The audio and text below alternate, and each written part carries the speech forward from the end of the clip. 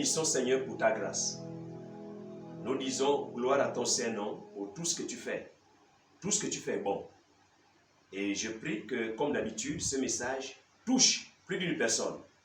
Que ceux qui vont entendre ce message, Père éternel, qu'ils soient édifiés et que la gloire te revienne au nom de Jésus-Christ. Amen. Ne prenez pas le risque de combattre Dieu. Vous n'allez pas gagner. Et Dieu n'est pas une invention humaine. Dieu, il n'a pas été créé. Dieu n'est pas visible. Il est invisible. Dieu n'a pas de commencement de jour, ni de fin de vie. C'est Dieu qui a créé la terre et le ciel. Ce n'est pas un homme. Actes des Apôtres, chapitre 5. Je vais faire la lecture à partir du verset 36. Car il n'y a pas longtemps qu'est paru l'audace qui se donnait pour quelque chose et auquel se rallièrent environ 400 hommes. Il fut tué et tous ceux qui l'avaient suivi furent mis en déroute et réduits à rien. Après lui parut Judas, le Galiléen, à l'époque du recensement, et il attira du monde à son parti. Il périt aussi, et tous ceux qui l'avaient suivi furent dispersés.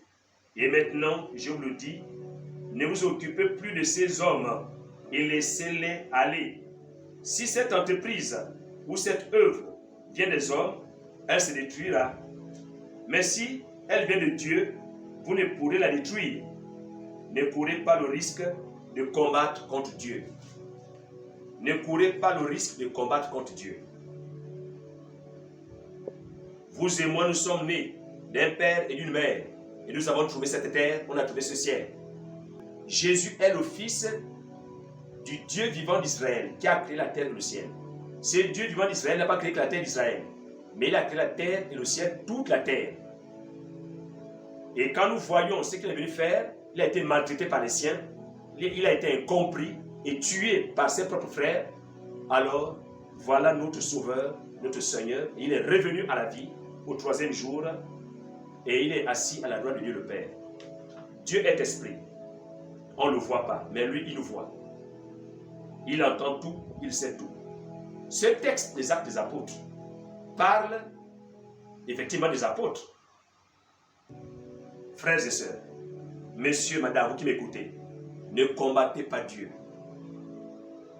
Parce que avoir une connaissance, une efficience intellectuelle au niveau de son âme ne veut pas dire qu'on bascule automatiquement dans le monde invisible. Quoique certaines sciences sont abstraites, on a besoin de l'esprit pour les faire, mais ce n'est pas l'esprit qui est le siège de la conscience de Dieu. Parce que l'âme régit les choses de ce monde. Avec l'âme, on réfléchit. D'après toutes les mathématiques qu'on connaît, les côtes, les abscisses, les ordonnées, et après toutes les réflexions, les philosophies qu'on connaît, pour aller peut-être toujours dans la 3e dimension. Mais quand on bascule dans la 4e dimension, il faut faire attention. Je prie Dieu que les gens comme les Gamaliel s'élèvent, les sages s'élèvent, ceux qui méditent, ceux qui passent le temps à méditer, ceux qui passent le temps à sonder les Écritures, que ces gens s'élèvent pour dire à notre intelligentsia qu'il faut faire attention. Nous ne sommes même pas à la dimension d'un grain de sable dans ce cosmos créé par Dieu, dans cette galaxie. Dieu, on ne le combat pas. Ne prenez pas le risque de combattre Dieu. Car ce qu'on peut connaître de Dieu est manifeste pour eux, Dieu le leur ayant fait connaître. En effet, les perfections invisibles de Dieu, sa puissance éternelle et sa divinité, se voient comme à l'œil depuis la création du monde, quand on les considère dans ses ouvrages. Ils sont donc inexcusables, puisque ayant connu Dieu, ils ne l'ont point glorifié comme Dieu et ne lui ont point rendu grâce, mais ils se sont égarés dans leurs pensées et leur cœur sans intelligence a été plongé dans les ténèbres. Se vantant d'être sages, ils sont devenus fous. Les gens se vantent d'être sages, mais ils sont devenus fous. C'est-à-dire qu'ils accouchent des contresens, des non-sens. Donc voilà l'homme qui va mener avec un homme et la femme qui va avec une femme. Mais c'est de la folie.